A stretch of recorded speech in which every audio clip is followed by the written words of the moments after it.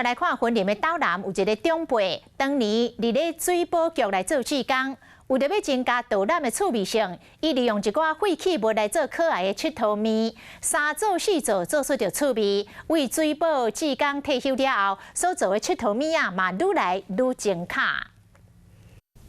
老先生叫吴正峰，因为导览的经验有真侪重啊，伊咧解说要怎做这佚佗面啊，拢真清楚。伊较早做水保局的志工，导览的时呢，为了增加导览的趣味性，会专工做一寡简单的佚佗面啊，送给游客。那么这个解说员呢，人家比较有的就不喜欢听，说土石流，我家又布置在身上，啊，听那个没有用，哎，啊，要引起他的兴趣，所以我就做一些手工艺。 吴正峰讲，伊本来嘛是买便的摕来送，不过感觉送一个外口买的物件无什么稀罕，所以讲就决定家己做。那我比较会做这些，我就开始去学。哦。啊，有的是学的，有的是自己想到做的。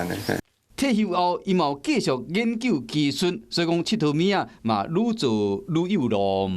嗨，我是庄宇杰。想要看到更多的新闻内容吗？赶快订阅华视新闻的 YouTube 频道，并且开启小铃铛，跟着宇杰一起看新闻吧。